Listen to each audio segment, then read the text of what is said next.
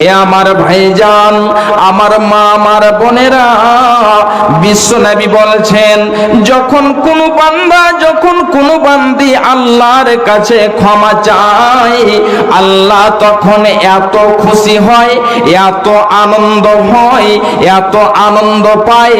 যেমন ধরুন বিশ্বনবী আমার একটা উদাহরণ দিচ্ছেন যে একজন মুসাফির, সে ঘোড়াতে, সে সাওয়ারিতে আর হয়ে সফর করতে লেগেছে। এবারে সফর করতে করতে করতে করতে গভীর জঙ্গলে চলে গিয়েছে। গভীর জঙ্গলে যে সে ক্লান্ত হয়ে এবারে তার সওয়ারিটাকে ছেড়ে দিয়ে একটা গাছের তলায় যেন ঘুমিয়ে পড়েছে। ঘুম থেকে উঠে দেখছে যে তার সওয়ারি নেই, তার সওয়ারির উপরে, ঘোড়ার উপরে যতগুলো মালধন ছিল সমস্ত চলে গিয়েছে। এবারে সে যেন চিন্তায় চিন্তিত হয়ে গিয়েছে, হতাশা হয়ে গিয়েছে যে আল্লাহ, আমার যে ঘোড়া চলে গিয়েছে, আমি আর এই ঘোড়াটিকে ফেরত পাবো না। খুঁজাখুঁজির পরে ক্লান্ত হয়ে আবার যেন সে ঘুমিয়ে গিয়েছে। হঠাৎ করে ঘুম ভাঙছে, দেখতে পাচ্ছে যে তার সে হারানো ঘোড়া এসে হাজির হয়ে গিয়েছে। যে ঘোড়াটি তার হারিয়ে গেছিল, সেই ঘোড়াটি আবার যেন ফেরত চলে এসেছে। ঘুম থেকে উঠে দেখছে। এবারে সেই ঘুম থেকে উঠে দেখে কি বলছে? আল্লাহকে বলছে, খুব ভালো করে শুনুন। আল্লাহকে বলছেন, হে আল্লাহ, তুমি আমার বান্দা, আমি তোমার রব। সে যে হারানো ঘোড়াকে ফিরিয়ে পেয়েছে, এই ফিরিয়ে পাওয়াতে এত আনন্দ হয়েছে, এত খুশি হয়েছে, যার কারণে আল্লাহকে বলছে, আল্লাহ, তুমি হলে আমার বান্দা, আমি হলাম তোমার রব। আল্লাহকে বলছে, আল্লাহ, তুমি আমার বান্দা, আমি তোমার রব। মানে সে এত খুশি হয়েছে, এত আনন্দ হয়েছে, কি বলছে সে নিজেই বুঝতে পারছে না, এত আনন্দ পেয়েছে। ভাই আমার, ঠিক এমনি আল্লাহ রাব্বুল আলামিন এত যেন কোন বান্দা যখন আল্লাহর কাছে তওবা করে এত আনন্দ পায়। ভাইজান, বাপজান আমার, তাহলে আপনার দ্বারাতে যখন ভুল হয়ে যাবে, গুনাহ হয়ে যাবে, আল্লাহর কাছে আপনি ক্ষমা চাইবেন, আল্লাহ রাব্বুল আলামিন আপনাকে ক্ষমা করে দেবেন। এক নম্বরে বলছিলাম, আন উমরিহি ফিমা আফনাহু, হে বান্দা, বলো দেখি তোমার সে বয়সটাকে তুমি কোথায় কাটিয়েছ। দুই নম্বরে বিশ্বনবী আমার বলছেন, ওয়া আনসাবাবিহি ফিমা আবলাহু, বান্দারে বলো তোমার জওয়ানি কাল তুমি কোথায় কাটিয়েছ। মায়ের যে প্যান্ডেল আছে, মায়ের প্যান্ডেলের মাঝখানে যারা খালি আছে, কান দিয়ে শুনো, মায়ের প্যান্ডেল যে আছে, তো প্যান্ডেলের মাঝখান খালি আছে, চারি মনে মায়ের বসে আছে। তো তোমরা যে রোডে ঘুরছো, ওই মাঝখানে তোমরা বসো, জায়গা আছে খালি। মা বোন, আপনাদের প্যান্ডেলের মধ্যে জায়গা খালি আছে, যিনারা হয়তো জায়গা পাচ্ছেন না ওনারা ওখানে যে বসেন। আর ভলেন্টিয়ার তো ওখানে আছে। জি মা বোন, কিংবা হয়তো কোনো যদি ভাই ভলেন্টিয়ার থাকেন, একটু সহযোগিতা করে দেন, বসার ব্যবস্থা করে দেন। ভাই আমার, দুই নম্বরে আমি বলছিলাম, আল্লাহ রাব্বুল আলামিন কাল কিয়ামতের মাঠে প্রশ্ন করবেন কি, ওয়া আনসাবাবিহি ফিমা আবলাহু, হে বান্দা, আমি তোমাকে একটা একটা অনেক গুরুত্বপূর্ণ নিয়ামত দিয়েছিলাম, যেটা হলো তোমার যৌবনকাল। তোমার যৌবনকাল পেয়ে তুমি তোমার জওয়ানি কোথায় কাটিয়েছ? হে বান্দা, তুমি আজকে আমাকে হিসাব দিয়ে দাও, বলে দাও। তাহলে যুবক এবং যুবতীরা, হে জওয়ান ভাইয়েরা, খুবই সতর্ক হয়ে আপনি চলাফেরা করেন। এই জন্য আপনাকে আপনার জওয়ানি সম্পর্কে প্রশ্ন করা হবে। কাল কিয়ামতের মাঠে আপনাকে আপনার জওয়ানি সম্পর্কে যখন প্রশ্ন করা হবে, আপনার জওয়ানির হিসাব দিয়ে দিতে হবে। 3 নম্বরে প্রশ্ন করা হবে, বিশ্বনবী আমার বলছেন, ওয়া আন মালিহি মিন আইনা কাসাবাহু। হে বান্দা, তোমার কাছে যে মাল ধন ছিল, সম্পদ ছিল, তুমি গাড়ি বাড়ির মালিক ছিলে, তুমি বলো দেখি তোমার ওই ধন সম্পদ তুমি কোথায় থেকে অর্জন করেছ? তুমি হালাল পথে অর্জন করেছ না তুমি হারাম পথে অর্জন করেছ?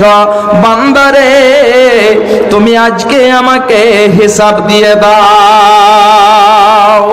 4 নম্বরে প্রশ্ন করা হবে, খুব ভালো করে শুনুন। বিশ্বনবী আমার বলছেন, ওয়া ফিমা আনফাকাহু। হে বান্দা, তোমার যে মাল ধন সম্পদ ছিল, ওই মাল ধন সম্পদকে তুমি কোথায় খরচ করেছ? তুমি হালাল পথে খরচ করেছ না তুমি হারাম পথে খরচ করেছ? বান্দারে, তোমার ওই মাল ধন সম্পর্কে আমাকে যেন উত্তর দিয়ে দাও, হিসাব দিয়ে দাও। আজকে আমরা হালাল পথে কম, কিন্তু হারাম পথেই বেশি আমাদের মাল, আমাদের ধন, আমাদের সম্পদ খরচ হয়। কিন্তু কাল কিয়ামতের মাঠে আপনাকে হিসাব দিতে হবে যে আপনার মাল আপনি হালাল পথে খরচ করেছেন না হারাম পথে খরচ করেছেন। ভাই আমার, বাপজান আমার, খুব ভালো করে শুনে রাখুন। এই বিশ্বনবী আমার বলছেন, 5 নম্বরে যে প্রশ্ন করা হবে, বান্দারে, তুমি যে শিক্ষা অর্জন করেছিলে, যে তুমি জ্ঞান অর্জন করেছিলে, এই জ্ঞান তুমি শিখে কতটা তুমি তার প্রতি আমল করেছ? কাল কিয়ামতের মাঠে আপনাকে প্রশ্ন করা হবে। তাহলে 5খানা প্রশ্নের মধ্যে 1 নম্বর হলো আপনার বয়স সম্পর্কে জিজ্ঞাসা করা হবে। 2য় নাম্বার আপনার জওয়ানি সম্পর্কে জিজ্ঞাসা করা হবে। 3য় নাম্বার আপনার মাল সম্পর্কে জিজ্ঞাসা করা হবে, যে বান্দা, তোমার যে মাল তুমি ইনকাম করেছিলে সেটা হালাল পথে না হারাম পথে? 4 নম্বরে আপনার যে মাল খরচ করেছেন সেটা আপনি সহি জায়গায়, ঠিক জায়গাতে আপনি খরচ করেছেন কি করেননি? 5 নম্বরে আপনি যে জ্ঞান শিখেছেন, ওই জ্ঞান শিখে কতটা আমল করেছেন? এই 5খানা প্রশ্নর যতক্ষণ পর্যন্ত আপনি উত্তর না দিতে পারবেন, ততক্ষণ পর্যন্ত 1 কদম আল্লাহ রাব্বুল আলামিন হেলতে দেবেন না। ভাইজান, বাপজান আমার, আজকে আমরা এই মাল ধন সম্পদের পিছনে পড়ে এত যেন আমরা আখিরাতকে বলে ভুলেছি এবং এ দুনিয়ার মোহে রং তামাশায় মেতে গিয়ে আখিরাতকে যেন হারিয়ে দিয়েছি। মুসলিম হইলে কাফনে, মুসলিম হইলে কাফনে, খ্রিস্টান হইলে কপিনে, হিন্দু হইলে চিতাই পুড়ে ছাই। ও মানব, 2 দিনেরই দুনিয়াতে গৌরব করার নাই রে কিছু নাই। ও মানব, 2 দিনেরই দুনিয়াতে গৌরব করার নাই রে কিছু নাই। যতই সাজাও গাড়ি বাড়ে, এয়ার কন্ডিশন 3.5 হাত মাটির বিছানা হইবে রে আপন। যতই সাজাও গাড়ি বাড়ি এয়ার কন্ডিশন, 3.5 হাত মাটির বিছানা হইবে রে আপন। মুসলিমে হইলে কাফনে, খ্রিস্টান হইলে কফিনে, হিন্দু হইলে চিতাই পুড়ে ছাই। ও মানব, 2 দিনেরই দুনিয়াতে গৌরব করার নাই রে কিছু নাই। ও মানব, 2 দিনেরই দুনিয়াতে গৌরব করার নাই রে কিছু নাই। সময় তো আর নাই রে বেশি, দমের খেলা শেষ। সময় তো আর নাই রে বেশি, দমের খেলা শেষ। যেতে হবে সেই ঠিকানায় যেথায় আপন দেশ।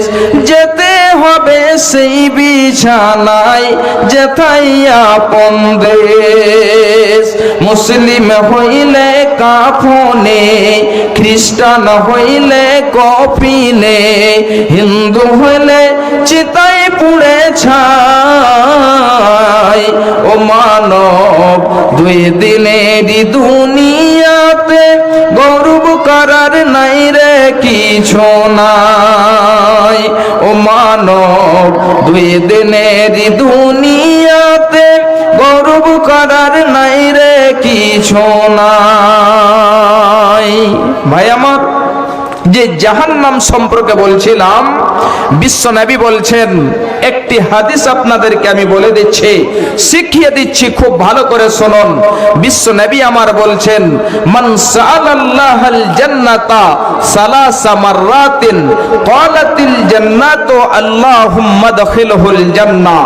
যে ব্যক্তি আল্লাহর কাছে 3 বার জান্নাত চাইবে, আল্লাহ রাব্বুল আলামিনের নবী বলছেন, এই জান্নাত তার জন্য বলবে, দোয়া করবে, আল্লাহ আল্লাহুম্মা আদখিলহুল জান্নাহ, আল্লাহ তুমি তাকে জান্নাতে দাখিল করে দাও, আল্লাহ তুমি তাকে জান্নাতে প্রবেশ করে দাও।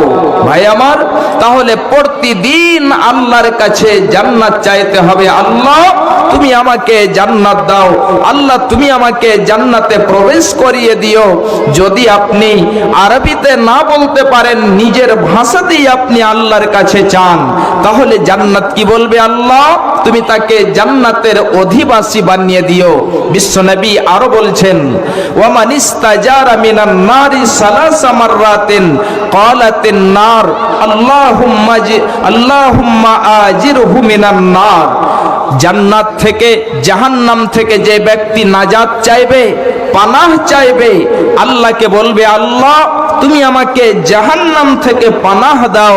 জাহান্নাম এই মুহূর্তে আল্লাহকে বলবে, আল্লাহুম্মা আজিরহু মিনান নার, আল্লাহ তুমি তাকে জাহান্নাম থেকে নাজাত দিয়ে দাও। তাহলে জান্নাত আমাদেরকে কামনা করতে হবে, আল্লাহর কাছে চাইতে হবে, এবং জাহান্নাম থেকে আমাদেরকে নাজাত চাইতে হবে। ভাই আমার, আমাদের এই জীবনটা অনেক গুরুত্বপূর্ণ। আমাদের এই জীবন, এই বয়স থাকতে থাকতে আল্লাহর কাছে দোয়া করতে হবে এবং নেক আমল করতে হবে। যদি আপনি নেক আমল না করেন, তাহলে আল্লাহ রাব্বুল আলামিন বলছেন, ফারিকুন ফিল জান্নাতি ওয়া ফারিকুন ফিস সাঈর। একদল জান্নাতে যাবে এবং একদল জাহান্নামে যাবে।